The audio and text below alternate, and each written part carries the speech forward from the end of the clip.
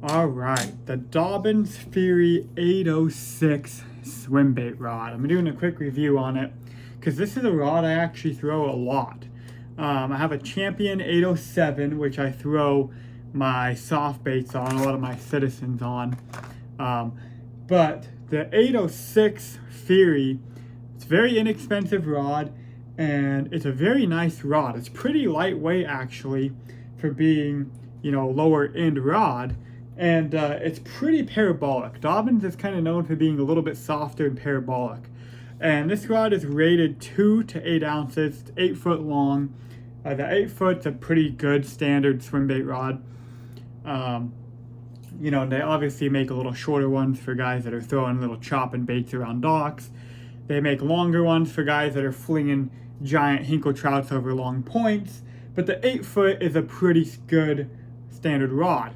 And rated 2 to 8 ounces. Now, Dobyns is really good at overrating their rods. So most of their models and rods are overrated.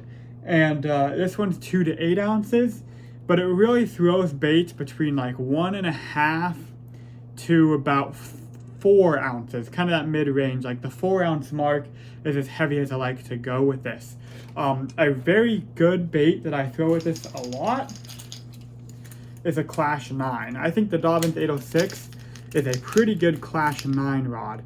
I've seen people throw the Clash 9 on like the Fury 795, but I think that rod would be a little bit, I haven't thrown that rod, but I think it'd be a little bit undergunned because the Clash 9 weighs, I don't know, 3 or 4 ounces, I would think probably.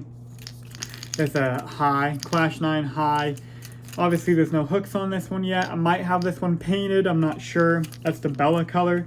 If you really want a Bella color, I don't know, comment down below and maybe I'll give it to you or make a trade or something because I'm thinking about getting it painted. It's like a purpley back with like a black and green. It's kind of an odd color. I got it. I thought it was cool when I bought it. And now I've thrown it around and I'm like, I wish I would have gotten like a little more fishier color. So I might end up painting it like some kind of silvery baitfish color or something. Or I don't know, I might just keep it like that. No hooks, there's nothing in it right now. But this is just kind of for an example, so maybe you can see. And I was just kind of messing around with it.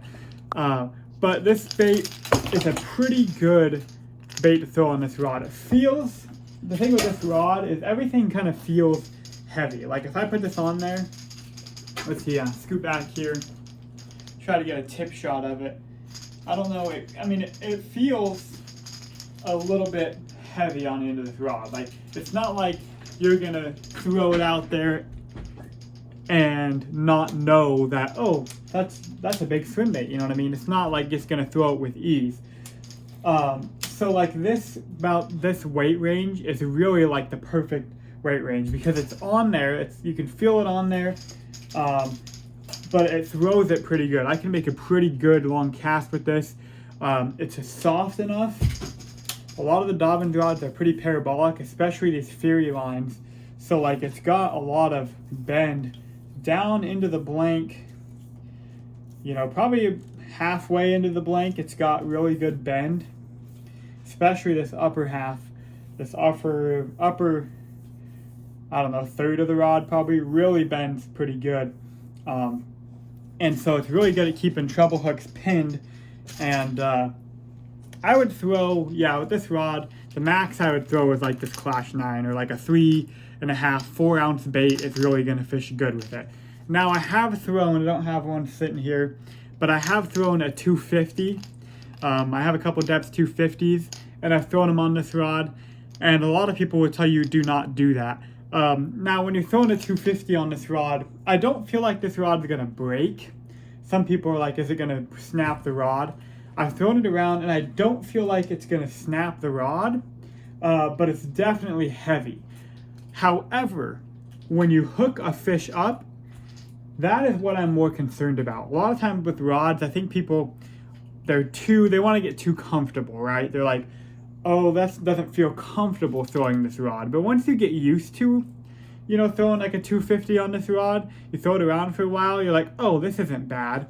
And maybe if you've got like shoulder issues or something, you might be like, yeah, I need a little bit heavier rod so it's not going to hurt my shoulder.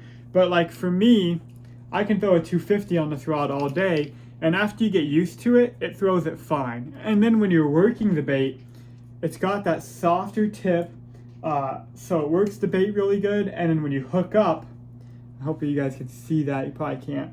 When you hook up to it, it's got enough bend in here that it really keeps those treble hooks pinned.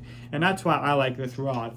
I'll throw a tiny clash on this rod too, which I don't know, like tiny clash, I don't know how much it weighs, like 1.5 ounces or an ounce or something.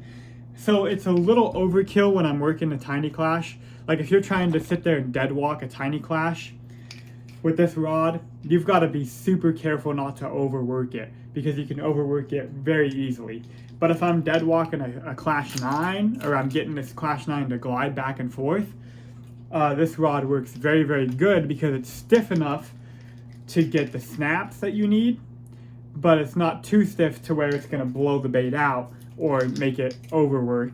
And then when you set the hook, it's got enough bend in it that it really folds. And I'll try to show you, let's see if you can see. It really folds up. I don't know how good you can see that, but hopefully you guys kind of see that. It folds up really, really good. So, and that's what I'm more concerned about. Obviously, you don't want to throw a bait on here that's going to snap it. I wouldn't throw a hinkle trout or a Roman mother on this bait, obviously. But something in like a 3 to 4 ounce range is going to be perfect. And then as high as I would go is like that 250, around 6 ounces, I think is a 250, 5 or 6 ounces. And it's going to be a little bit tougher to throw it, but when you're actually fishing it and when you hook up with a fish, it acts really, really nice. I throw a lot of 20-pound fluorocarbon. You know, if you wanted to soften it up even more, you could throw mono. If I'm throwing a tiny clash and I have small treble hooks, say like a size 4 treble hook on there, or a size 6 treble hook on a smaller bait, and I really am trying to be careful, I'll throw like mono, and I'm working it up in the water column. You could throw like, 15-pound mono or something. It's going to have more stretch to it. But with this rod, a lot of times like 20-pound fluorocarbon, it's got enough bend, it'll keep treble hooks pinned. And I like to fish the Gamakatsu round bends a lot, like a size 2. I pretty much fish a size 2 on everything, from a 250, a clash 9, my tiny clashes I'll even throw a size 2 on. But you could drop down pretty small with a tiny clash. But like a size 2, like Gamakatsu round bend, one of my favorite treble hooks. And I can throw that with this rod and not worry about bending it out. And it keeps fish pinned pretty dang good. So anyway, that's my quick review of the Dobyns 806 Fury. It's pretty inexpensive rod, and if you're looking for a swim bait rod to throw those baits, now I have thrown some soft baits. Actually, I almost missed a big one here.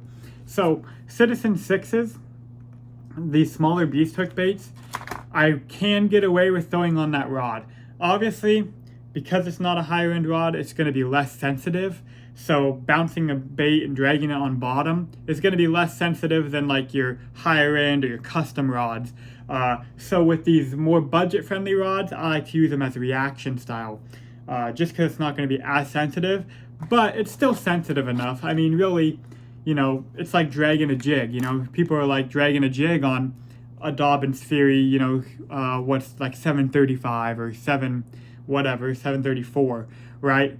And you're gonna have people that are like, well, you got to use a champion, you got to use their higher end models to feel that jig, but you can do it, right? So don't be afraid to do it. Experiment. And I'm a hard hook setter, so I can get away with throwing a beast hook on it. If you're not a hard hook setter, you might just want to stick to the treble hooks. Another bait that I throw on it is the Tyrant 8. The Tyrant 8 is a fun bait to fish, and I've got this one set up with the bottom treble hook rig. If I throw a beast on here, I'm not throwing it on this rod. But if I'm fishing the treble hook, either on top or bottom, I will throw it on this rod because that's a little treble hook, a size 4 treble hook, or the Tyrant 10. I don't know how much it weighs, but I think it has like a size 2 treble hook. So you're throwing the same treble hook you'd throw on a little glide bait. So having a more parabolic rod, and this Tyrant 8 weighs, I think it weighs 3 ounces, somewhere around there.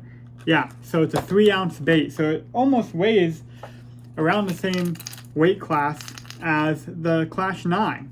So honestly, a Tyrant 8 fishes on this rod a lot like a Clash 9. So I'll throw a Tyrant 8 on this rod with that little treble hook there. It keeps them pinned pretty good with these little treble hooks. So that's the rod I've been experimenting. I haven't thrown the Tyrant 8 a ton, and I haven't caught a fish on it, but it keeps those trebles pinned on glide baits, so I don't think it'd have an issue keeping that treble pinned on this Tyrant. So that's what I've been experimenting with the Tyrant. So those treble hook baits like that, some of the smaller weedless soft baits, but a lot of these treble hook baits and like that 3-ounce range, 3-4 ounce range is going to be perfect for this rod.